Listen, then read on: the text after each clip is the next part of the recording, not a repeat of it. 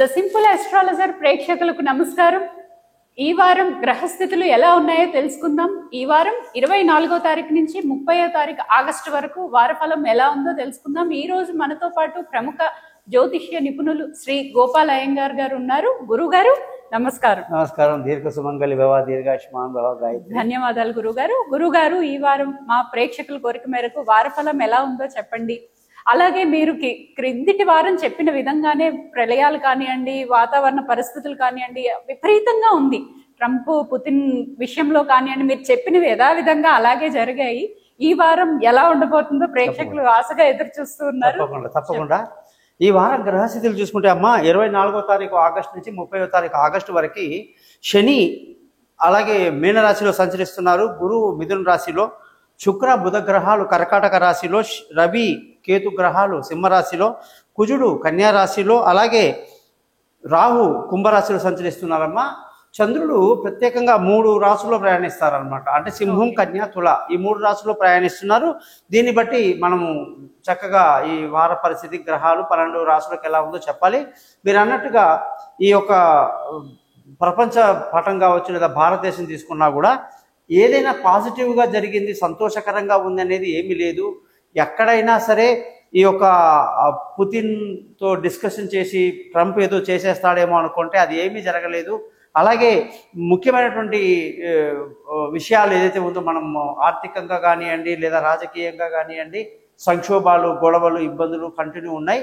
ఎప్పుడైతే సూర్యుడు సింహరాశి నుంచి కన్యా రాశిలోకి వచ్చేస్తాడంటే వచ్చే నెల 17వ తారీఖు అంటే సెప్టెంబర్ 17 తర్వాత రాహు కేతు నుంచి సూర్యుడు దాటేసరికి ఏమవుతుందంటే 6 నెలల వరకు కాలసర్ప దోషం అనేది క్యాన్సిల్ అయిపోతుంది.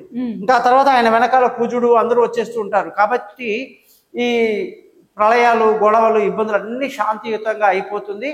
వినాయక చవితి నవరాత్రులు అయిన తర్వాత ప్రపంచం మొత్తం శాంతియుతంగా, ప్రశాంతంగా, మంచి వాతావరణంలో హాయిగా ఉంటుందని చెప్పొచ్చు.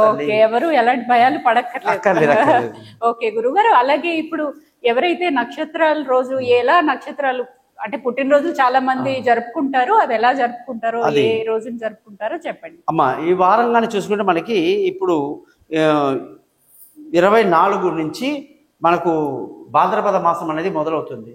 ఈ భాద్రపద మాసంలో పాడ్యమి తిథి మొదటి రోజు నుంచి చూసుకుంటే ఎవరైతే భాద్రపద మాసంలో జన్మించారో వాళ్ళు పుబ్బా నక్షత్రంలో జన్మించిన వాళ్ళు ఉత్తర, హస్త, చిత్త, స్వాతి, విశాఖ, అనురాధ, విశాఖ నక్షత్రం వరకు వాళ్ళు ఈ రోజుల్లో వాళ్ళ పుట్టినరోజులు గుడికి వెళ్ళటం, వాళ్ళ పేరు మీద అర్చన, దేవుడి అర్చన చేసుకోవటం లాంటివి చేస్తే చాలా మంచిది. ఓకే, అలాగే పెద్దలకి తిథులు పెట్టాలని చాలా మంది చూస్తూ ఉంటారు కదండి, వాళ్ళకి ఏ రోజులు? వాళ్ళు ఎవరైతే భాద్రపద మాసంలో శుక్లపక్షంలో పెద్దవాళ్ళు గతించారో వాళ్ళల్లో ఎవరైతే పాడ్యమి తిథి, విధియ, తదియ, చవితి, పంచమి, సప్తమి, షష్ఠి, సప్తమి ఈ తిథుల్లో మరణించిన పెద్దలకి ఖచ్చితంగా బియ్యం పోయటం అంటారు లేదా పిండ ప్రదానం చేయటం వల్ల వాళ్ళ ఆశీస్సులు మన కుటుంబం పరి మీద అందరికీ ఉంటుంది. చాలా చక్కగా వివరించారు గురుగారు, ధన్యవాదాలు. నమస్కారం.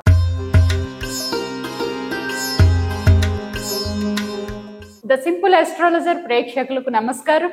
24 ఆగస్ట్ నుంచి 30వ తారీఖు ఆగస్టు వరకు ధనుసు రాశి వాళ్ళకి ఎలా ఉందో తెలుసుకుందాం. గురుగారు నమస్కారం. నమస్కారం తల్లి. గురుగారు, ఈ వారం ధనుసు రాశి వాళ్ళకి ఎలా ఉండబోతుందో చెప్పండి, అలాగే వాళ్ళ స్వభావం కూడా చెప్పండి. అలాగే సో మనం ఈ ధనుసు రాశి వాళ్ళకి కానీ మనం 24 నుంచి 30 ఆగస్టు వరకు చూసుకుంటే అనేక అద్భుతాలు జరుగుతాయి. సంతోషంగా ఉంటారు, ఆనందంగా ఉంటారు, అనుకున్న పనులు అనుకున్నట్టుగా పూర్తి చేస్తారు, సెల్ఫ్ కాన్ఫిడెన్స్ తో ముందుకు దూసుకు వెళ్తారు. ఓకే గురుగారు, అలాగే ఇప్పుడు వాళ్ళ ధనం స్థానం ఎలా ఉంటుంది?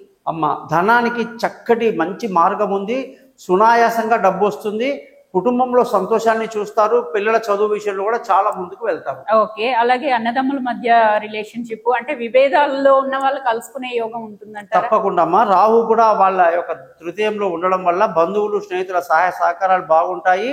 అలాగే చిన్ననాటి స్నేహితుల్ని కలుసుకునే అవకాశాలు, మానసిక ధైర్యము, ఇతరులకు సహాయం చేసే విధానాలన్నీ బాగున్నాయి. ఓకే, ఇప్పుడు కొత్తగా ఇల్లు కొనుక్కునే వాళ్ళు కానివ్వండి, వాహనాలు కొనుక్కునే వాళ్ళు కానివ్వండి, వాళ్ళకి ఎలా ఉంటుంది? ఈ వారంలో వీళ్ళు కొత్త ఇల్లు కట్టడానికి ప్లాన్ చేస్తారు, విలువైన వస్తువులు కొంటారు, వాహనాలు కొంటారు, అనేక రకాల ఆభరణాలు కొంటారు, అన్ని రకాలుగా శుభాలు వీళ్ళకి జరుగుతాయి. ఓకే, సంతాన పరంగా ఎలా ఉంటుంది?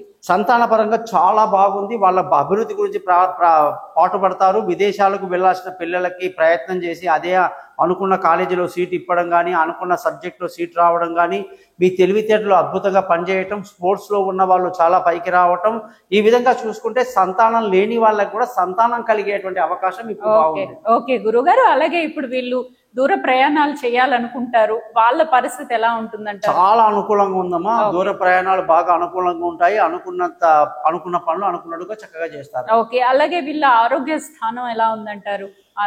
ఆరోగ్యానికి అధిపతి శుక్రుడమ్మా అష్టమంలో ఉన్నాడు కాబట్టి ఇక్కడ మనం ఆరోగ్యం పట్ల శ్రద్ధ వహించాలి, తినే ఆహారం పట్ల శ్రద్ధ వహించాలి, సమయానికి భోజనం చేయాలి. కొంచెం రుణ ఒత్తిడి, కొంచెం అనారోగ్యానికి అవకాశాలు కనిపిస్తున్నాయి కాబట్టి జాగ్రత్త వహించండి. అలాగే ఇప్పుడు ప్రేమికులు కానివ్వండి, భార్యాభర్తలు కానివ్వండి, వాళ్ళ సంయోగం ఎలా ఉంటుంది? ఇప్పుడు బుధుడు అష్టమంలో ఉండడం వల్ల శుక్రుడు అష్టమంలో ఉన్నాడు ఈ రాశి వాళ్ళకి. కాబట్టి వీళ్ళు ఏం చేయాలంటే భార్యాభర్తల మధ్య లేనిపోని గొడవలు రాకుండా తక్కువగా మాట్లాడుకోవటం, పని అయ్యిందా లేదా చూసుకోవటం మంచిది. ఊరి విషయాలు, పనికి మాలిన విషయాలు ఆర్గ్యుమెంట్కి వస్తే మాత్రం ఖచ్చితంగా దెబ్బ పడుతుంది. కాబట్టి నోరు బారేసుకోవడం కానీ, పనికిరాని విషయాలు ఇంటర్ఫియర్ అవ్వడం కానీ భార్యాభర్తలు చేయకూడదు. గ్రహాలు అనుకూలంగా లేవు. పెళ్లి కాని వాళ్ళకు కొంత సమయం పడుతుంది.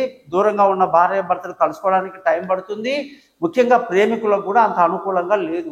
ఓకే, అలాగే ఇప్పుడు తండ్రి నుంచి వచ్చే ఆస్తులు కానివ్వండి, లేదు అంటే పెద్దల ఆశీర్వాదం కానివ్వండి, ఎలా ఉంటుంది? సూపర్ అమ్మ. గతంలో సూర్యుడు వీళ్ళకి అష్టమంలో ఉండి చాలా ఇబ్బంది పెట్టాడు. కానీ ఇప్పుడు సూర్యుడు మీకు భాగ్యస్థానంలో రావటం వల్ల ధర్మాన్ని పాటిస్తారు, అదృష్టవంతులు అవుతారు. తల్లిదండ్రులు, అత్తగారు, మామగారి యొక్క సహాయ సహకారాలు బ్రహ్మాండంగా ఉంటుంది. ధర్మాన్ని బాగా మెయింటైన్ చేస్తూ ముందుకు దూసుకు వెళ్తారు. ఓకే గురుగారు, ఇప్పుడు కొత్తగా జాబ్ స్విచ్ అవ్వాలనుకున్న వాళ్ళ పరిస్థితి కానివ్వండి, ఉన్న జాబ్ నిలుపుకోవాలా, చేంజ్ అవ్వాలా అన్నది ఇప్పుడు మెయిన్ గా దశమాధిపతి బుధుడు అష్టమంలో పడ్డాడు కాబట్టి ఉద్యోగ పరంగా చాలా ఇబ్బందులు ఉంటాయి. మనం ఎంత కష్టపడ్డా గుర్తింపు ఉండదు. ముఖ్యంగా కొత్త ఉద్యోగంలో వెళ్ళడానికి ఇది మంచి సమయం కాదు. మంచి అస్ట్రాలజర్ని కలుసుకున్న తర్వాత మీరు అలాంటి నిర్ణయాలు తీసుకున్నా కూడా ఇబ్బందే.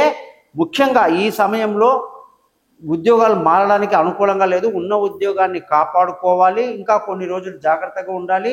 పెద్దల సహకారం పెద్దగా లభించకపోవటం వల్ల అసంతృప్తి ఉంటుంది. అది పెద్ద ఇబ్బంది కాదు, మెయింటైన్ చేయాలి. కొత్తగా ఎవరైతే ఉద్యోగానికి ప్రయత్నం చేస్తున్నారో వాళ్ళకు కూడా కొంత సమయం పడుతుంది, అది గుర్తించాలి. ఓకే గురుగారు, అలాగే ఇప్పుడు కొత్తగా వ్యాపారం కానివ్వండి, ఉన్న వ్యాపారాన్ని ఇంకా అభివృద్ధి చేయాలంటే వీళ్ళకి ఏమైందంటేనమ్మా అష్టమంలో బుధ శుక్ర పడి చాలా ఇబ్బంది పెట్టేశారు.